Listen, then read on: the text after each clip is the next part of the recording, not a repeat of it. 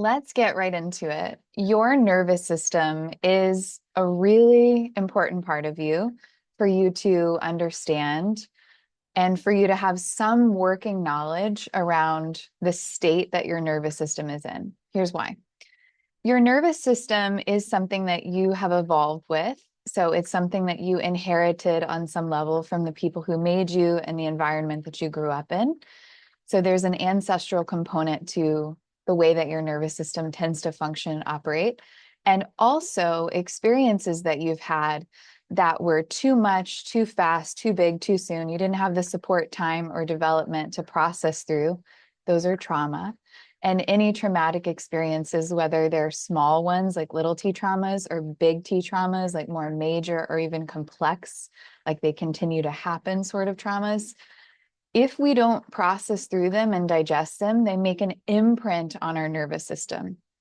And so your nervous system has these default settings that it goes to, it wires to very organically and subconsciously. And when your nervous system goes into it's like hardwiring, it's kind of like programming for software. It impacts everything about how you think, like literally what thoughts you have, what feelings you have. It impacts the behaviors that you see yourself doing, the habits, and like the ways that you're taking action or not. It impacts what choices you feel like you can make. It impacts all of the body sensations that you feel in your body. Like literally, your nervous system is the thing behind your experience of your life on every single level in terms of body and mind. It impacts your relationships. I could just go on and on and on and on and on. Your nervous system is like pure gold in terms of your capacity to really expand and improve your experience of your life. Your nervous system holds the key on many different levels. And I'm not downplaying like inner work or psychotherapy or any like other wonderful growth and healing tools. I am going to say very unapologetically that if you do not work on your nervous system, that you are missing a key piece of the puzzle. I often tell people it's like trying to drive a vehicle that has flat tires. You're going to keep slipping back into old habits. You're going to keep feeling stuck. You're going to keep questioning the same things. You're going to keep spiraling in the same way if you don't work on helping your nervous system shift its default settings, move through the full spectrum of what is possible for you. Because a healthy nervous system is not one that is always in any one state. A healthy nervous system is one that can move through the full range of experience.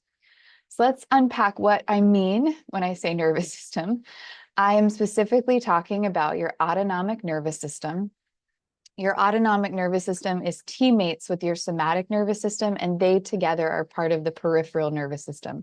So whenever you hear people talk about nervous system work, nervous system medicine, or wisdom, this is what they're talking about. They're talking about your autonomic nervous system, and its job is to help you meet the experience of your life in a way that gives you the energy and the resources and the capacity to meet the challenges and opportunities and experiences that you're having.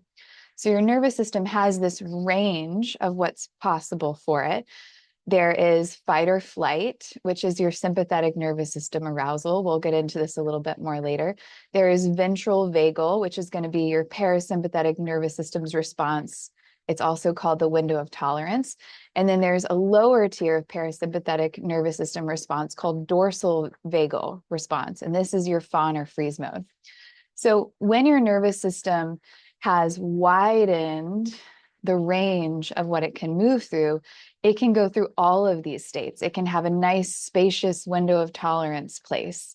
It can have fawn or freeze moments. It can have fight or flight moments.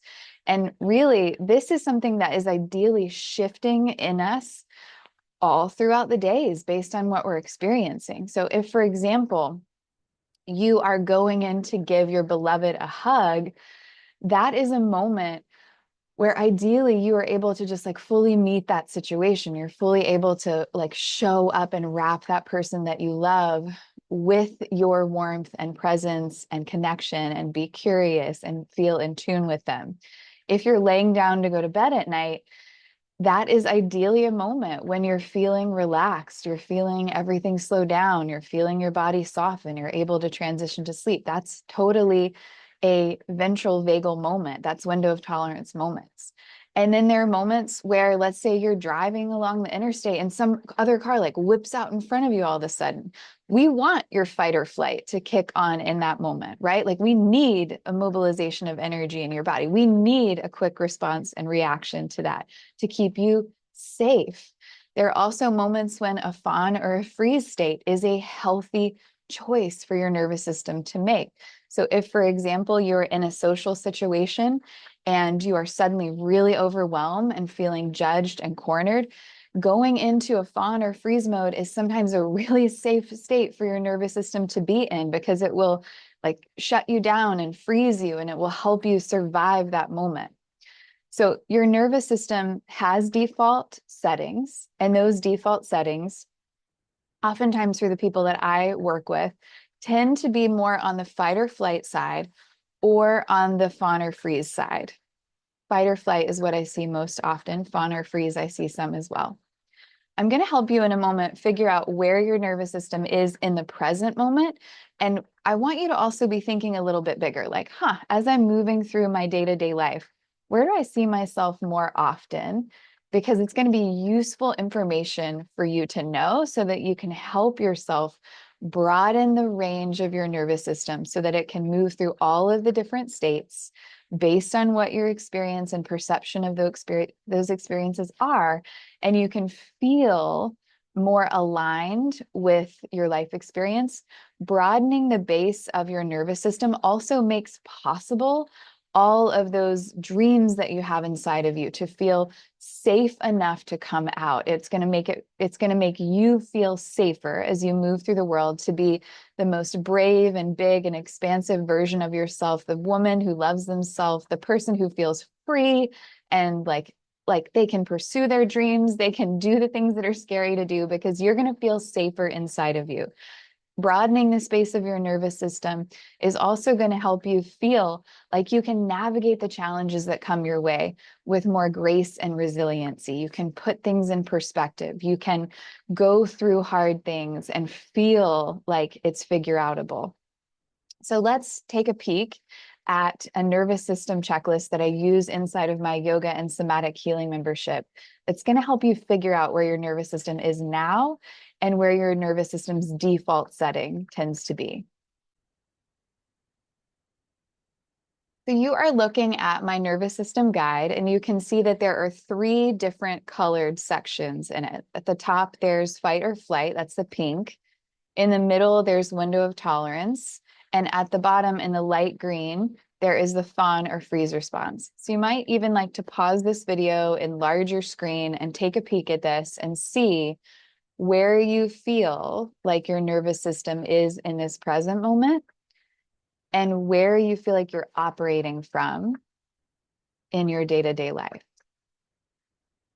So when you're in fight or flight, you're going to be focused on what you need to do. You're going to feel this higher energy level in your body because it mobilizes all these resources, all these energy resources inside of you. And that energy might feel fast and it might feel chaotic.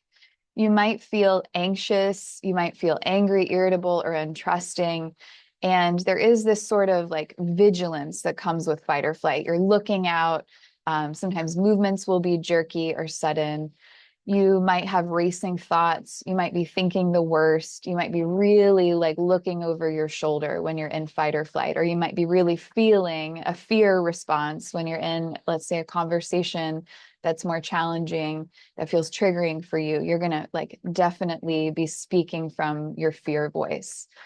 You're going to be more disconnected from your body. So that means you're going to have less interoception. You're not going to be as aware of the communication that your body is telling you in terms of what your body needs. And you're also going to feel like you just don't even have time to meet those needs. You're not paying attention to whether you're thirsty or hungry or you need to go pee or whatever it is. You're just not going to be tuned into those body signals.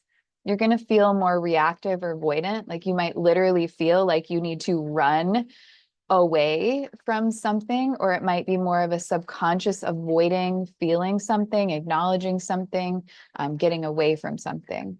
And it will also be difficult for you to slow down. Things like transitioning to sleep or coming into a meditation practice or relaxation practice are going to feel really difficult and take longer and feel inaccessible. When you're in the window of tolerance, you are going to feel more balanced and you're going to be more aware of your own self and what's going on outside of you. So you'll have plenty of inner awareness and connection, and plenty of awareness and connection to what's going on in the people around you, the environment, and the world.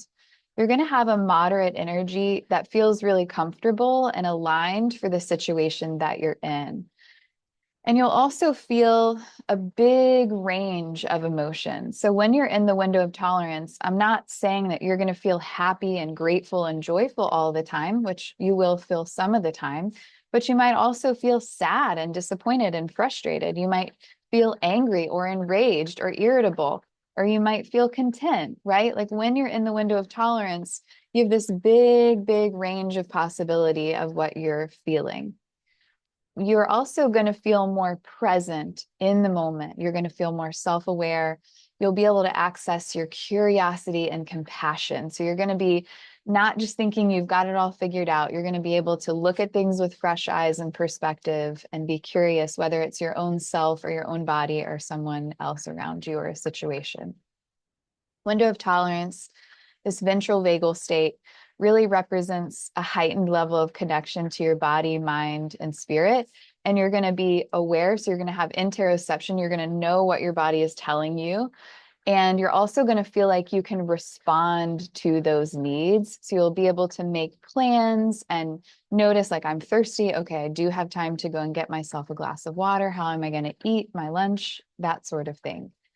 You're going to feel more resilient and able to handle things. So you'll have more of the attitude of, I can figure this out when you're in the window of tolerance state. When you're in fawn or freeze, you again are going to be focused on external things. You'll be less internally focused. You'll be focused on doing things for other people, or maybe you'll feel completely shut down, like you're just not aware in general. Maybe you're aware of what other people are wanting from you or needing from you, your perceptions of what they want and need from you, but you feel like you really can't act on any of those things. You might literally feel frozen. You will either have very low to no energy, or you're going to feel this combination of gas and brake pedal. So it'll feel on some levels like the gas is being pushed and there's all this energy inside of you, but also the brake is being pushed and you can't take action on that energy. You're like stuck with that energy inside of you.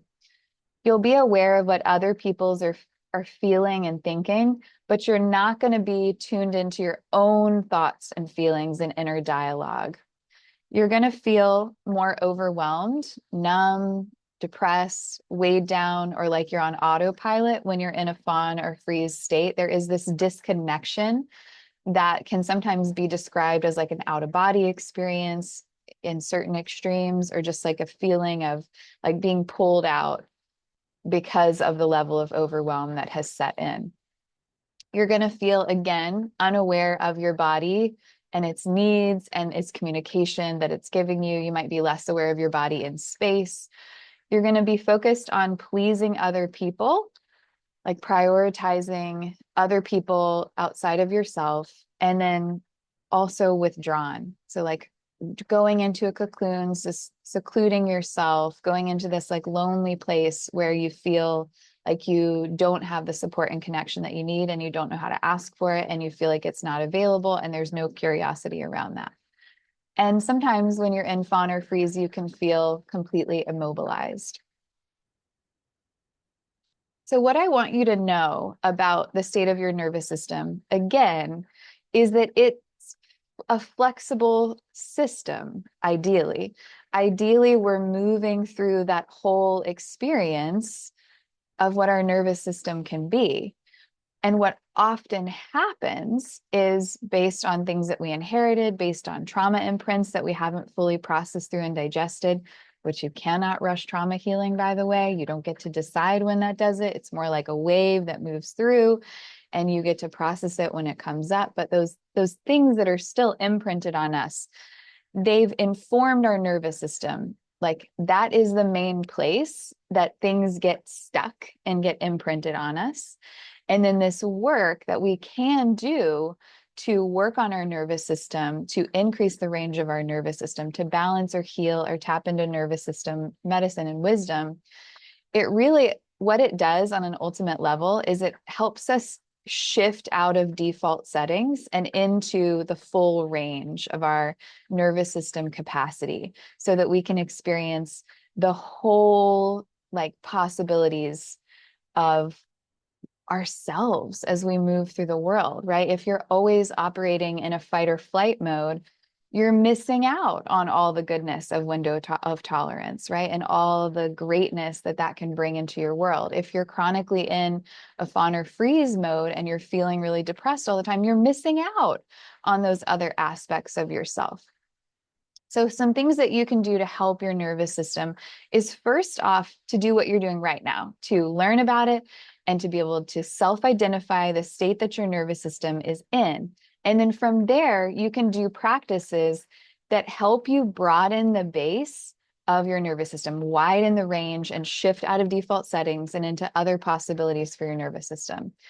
I am sharing this video with you as a yoga therapist and a somatic healer and an inner work guide. And so I want you to know that yoga and somatic work are incredibly therapeutic for rewriting the story of your nervous system's states and what it can be in and finding that full range that's really going to help you feel more whole, happy, and like just like be the most radiant version of yourself that you can be in this world.